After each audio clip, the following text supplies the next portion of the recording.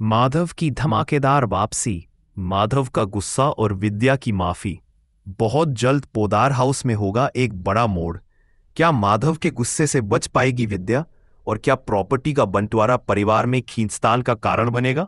जानिए आने वाले एपिसोड में। जी हाँ दोस्तों, अगर आप भी रिश्ता क्या कहलाता है के फैंस हैं तो इस बार आपको एक जबरदस्त ट्रैक देखने को मिलने वाला है जो पूरी कहानी को एक नया और दिलचस्प मोड़ देने वाला है। इस बार दर्शकों को पोदार हाउस में एक बेहद अहम और धमाकेदार मोड़ देखने को मिलेगा। क्या सच में विद्या को माधव के गुस्से से सामना करना पड़ेगा, और क्या प्रॉपर्टी का बंटवारा परिवार में नई दरार डाल देगा? अब बात करते हैं उस बड़े ट्विस्ट की जो इस एपिसोड में सामने आने वाला है। जैसा कि हम जानते हैं, इस समय पोदार हाउस में दीपावली का उत्सव धूमधाम से मनाया जा रहा है और इसी खुशी के मौके पर माधव की एंट्री होने वाली है। माधव, जिनके पास अब बहुत सारी जानकारी आ चुकी है, अब पूरी तरह से तैयार है विद्या और गीतांजलि की साजिश का खुलासा करने के लिए। माधव को यह पता चल चुका है कि विद्या ने गीतांजलि को न सिर्फ पूरी तरह से अपना समर्थन दिया था, बल्कि उसे पोदार हाउस का सदस्य मानकर उसकी जिंदगी में भी दखल दिया था।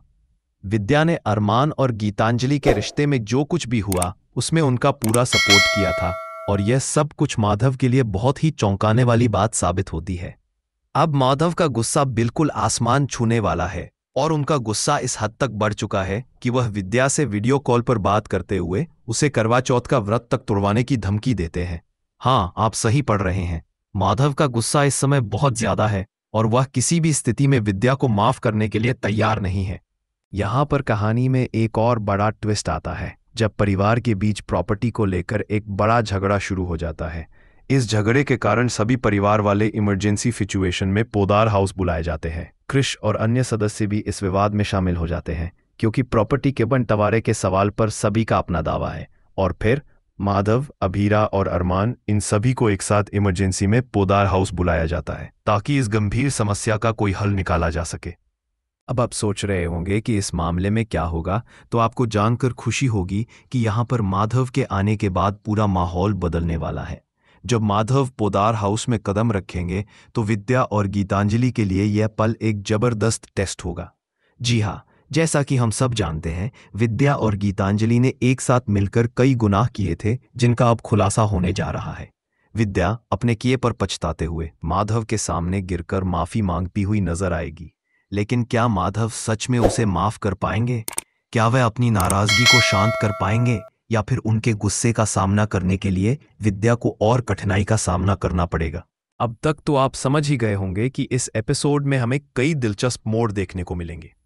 प्रॉपर्टी के बंटवारे के मुद्दे पर सभी की सोच अलग होगी, तो इस वजह से पोदार हाउस में एक नई लड़ाई शुरू होगी। लेकिन जब बात परिवार के एकजुट होने की आती है तो माधव का गुस्सा और विद्या का पछतावा सब कुछ बदल सकता है। इस दौरान हम यह भी देखेंगे कि प्रॉपर्टी का बंटवारा, जो कि एक बड़ा मुद्दा बना हुआ है, सभी परिवार के सदस्यों को एक जगह इकट्ठा कर देगा। जहां तक सवाल है कि कौन सा फैसला लिया जाएगा, यह कहना थोड़ा मुश्किल है, क्योंकि यह सिर्फ प्रॉपर्टी का मुद्दा नहीं बल्कि परिवार की भावनाओं और रिश्तों का भी मामला है। क्या माधव, अरमान और अभीरा मिलकर इस समस्या का हल निकाल पाएंगे, और क्या वे एक साथ बैठकर इस समस्या का समाधान ढूंढ पाएंगे? यही सवाल अब सभी के मन में है। आज के एपिसोड की शुरुआत में रिहान मजाकिया अंदाज में कहता है कि खीर बनाने में सबसे ज्यादा योगदान मेरा था। सभी लोग खीर की तारीफ करते हैं और इसका स्वाद सभी को बहुत अच्छा लगता है। आलिया अपनी खुशी में प्रियांशु के साथ सेल्फी लेती है और उसे भेजने के लिए फोटो खुद ही अपने फोन पर भेजने लगती है। तभी अचानक उसका ध्यान प्रियांशु के फोन पर जाती है, जहां वह एक बिल देखती है। आलिया तुरंत उसे देखती है और सवाल करती है, तुम्हारे फोन में ज्वेलरी के ऐड क्यों आ रहे हैं? प्रियांशु हल्के से इस बात को टाल देता है और कहता है, कुछ नहीं, बस ऐसा ही है। मगर आलिया को उसकी बातों पर शक हो जाता है। इस बीच अभीरा अरमान से कहती है, खीर खाओ, ये बहुत स्वादिष्ट है। अरमान पूछता है, क्यों, क्या इसका कोई खास कारण है? अभीरा अंदर ही अंदर सोचती है कि उसे पता है कि अरमान हमेशा की तरह व्रत रखेगा, मगर अरमान जवाब देता है, मुझे भूख नहीं है। तब अभीरा उसे कहती है, अभी तो नहीं है, लेकिन कल जब भूख लगेगी तब क्या करोगे? अरमान समझ जाता है और थोड़ी देर बाद कहता है कि उसे भी व्रत नहीं रखना चाहिए। फिर अभीरा उसे समझाती है, अगर तुम सच में मेरी परवाह करते हो तो तुम्हें भी व्रत नहीं रखना चाहिए। इस पर अरमान सहमति दिखाता है। अगली सुबह आलिया बहुत खुश नजर आती है और वह अभीरा और लावण्या को बताती है कि प्रियांशु ने उसे शादी के लिए प्रपोज करने का फैसला किया है। यह सुनकर अभीरा और लावण्या बेहद खुश होते हैं और उन्हें बधाई देते हैं। आलिया यह भी बताती है कि उसने प्रियांशु के फोन में एक अंगूठी की रसीद देखी थी और उसने आलिया के लिए साड़ी भी खरीदी है। अभीरा और लावण्या दोनों खुशी से आलिया को बधाई देते हैं। अभी प्रियांशु और रिहान वहां आते हैं। प्रियांशु आलिया से कहता है, आज तुम बहुत क्यूट लग रही हो, शायद आज कुछ खास दिन है। आलिया शर्मा जाती है। रिहान अब अभीरा से खाना लाने में मदद मांगता है और वो दोनों बाहर जाने लगते हैं।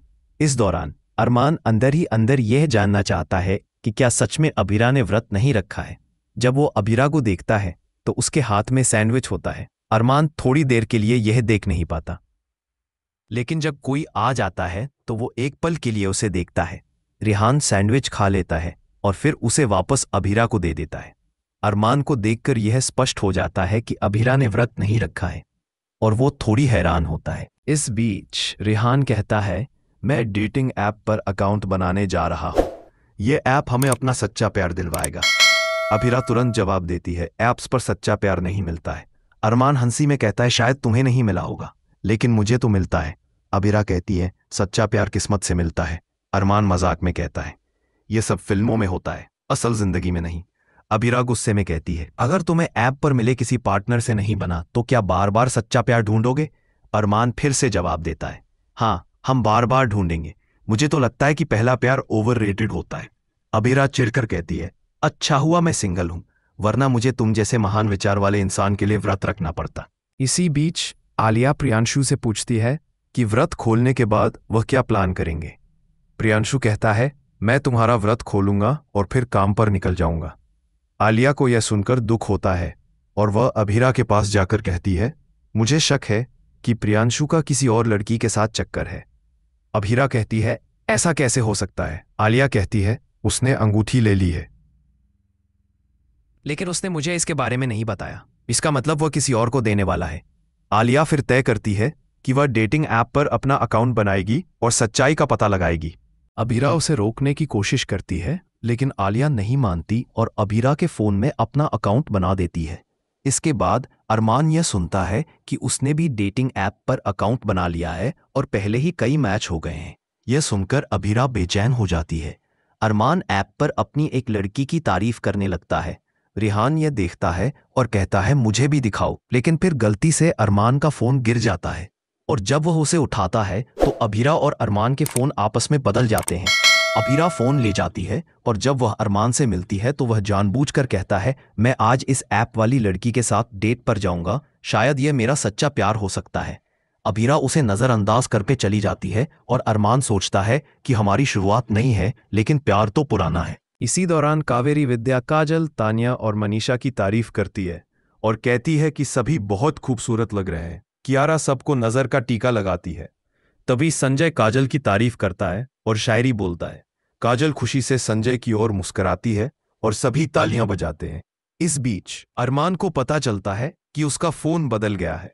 आलिया अभीरा से फोन मांगती है और इस दौरान उसे पता चलता है कि उसका फोन अरमान के पास है। अरमान जल्दी से अभीरा से कहता है कि हमारा फोन बदल गया है, तुम कॉमन रूम में आकर फोन ले लो। इसी दौरान रिहान अरमान से कहता है कि उसे अभीरा का फोन चेक करना चाहिए कि उसमें डेटिंग ऐप है या नहीं। अरमान के मन में दुविधा होती है कि वह अभीरा का फोन चेक करे या नहीं। इस बीच प्रियांशु रिहान को रोकते हुए कहता है, ऐसे किसी का फोन देखना ठीक नहीं है। अरमान मन ही मन सोचता है कि उसे अभीरा का फोन चेक करना चाहिए या नहीं। फिर पोदार हाउस में अभीर आता है और सभी लोग हैरान हो जाते हैं। वह कहता है, मैं मायरा के स्पोर्ट्स शूज लौटाने आया हूं। तानिया उसे मायरा से मिलकर जाने के लिए कहती है। हम पूजा करेंगे, वह अकेली रहेगी। तानिया कियारा से कहती है कि वह अभीर को मायरा के कमरे तक ले जाए। पूजा शुरू होने से पहले विद्या तानिया को डांट देती है कि वह सिंदूर लाना भूल गई है। तानिया माफी मांगती है, लेकिन विद्या गुस्से में कहती है, मुझे पता था कि तानिया से ऐसी गलती जरूर होगी। काजल तानिया का बचाव करती है और कहती है, तानिया अपनी गलतियों से सीखेगी। लेकिन विद्या कहती है, यह घर इसका नहीं है। यह सुनकर सभी हैरान हो जाते हैं। विद्या और काजल के बीच कुछ तीखी बहस होती है, जिसमें विद्या कहती है, यह घर बंसल परिवार का नहीं है, क्योंकि संजय यहाँ का घर जमाई है। काजल कहती है, मैं इस घर का खून हूं, क्या ये मेरा घर नहीं है? विद्या फिर कहती है, तभी तुम्हारे पति और बेटे ने मां को घर से निकाल दिया। इस पर कावेरी विद्या को रोकती है और कहती है, पुरानी बातें छोड़ दो वरना सबको तकलीफ होगी। कावेरी पूजा शुरू करने के लिए कहती है। दूसरी तरफ अभिरा को अरमान के फोन से मैसेज आते हैं और वह परेशान हो जाती है। उसे लगता है कि क्या सच में अरमान ने उसका फोन चेक किया है। इस दौरान एपिसोड खत्म होता है। अगले एपिसोड में देखेंगे कि अभिरा अरमान से पूछती, क्या तुमने मेरा फोन चेक किया? अरमान माफी मांगता है, लेकिन अभिरा कहती है, हमारे बीच कुछ भी कभी नहीं बदल सकता, तुम फिर वही गलतियां दोहराओगे। अरमान हैरान होता है और अभिरा सेब खाते हुए उसे ताना मारते हुए कहती है, हैप्पी करवा चौथ। ये सुनकर अरमान दुखी हो जाता है। क्या आप भी इस रोमांचक एपिसोड के बारे में अपने विचार हमारे साथ साझा करेंगे? अंत में, जैसा कि हम जानते हैं, परिवार की समस्याएं कभी खत्म नहीं होती और हर सदस्य के अपने विचार होते हैं। अब जब माधव की एंट्री हो चुकी है तो एक बात तय है कि इस परिवार का माहौल पूरी तरह से बदलने वाला है। विद्या के सामने एक कठिन परीक्षा होगी जहां उसे अपने किए पर पछतावा जताते हुए माधव से माफी मांगनी होगी। लेकिन क्या वो माफ कर पाएंगे और क्या माधव के गुस्से के बाद परिवार में एकता बनी रह पाएगी? ये सवाल अब सबके मन में है और आने वाले एपिसोड में इसका जवाब मिलेगा। क्या आप भी इस जबरदस्त प्रैंक को देखना चाहते हैं? क्या आपको लगता है कि परिवार के बीच इस झगड़े का कोई हल निकलेगा या ये कहानी और भी जटिल हो जाएगी? तो बने रहिए हमारे साथ और जानिए इस दिलचस्प कहानी के आगे के ट्विस्ट और मोड़।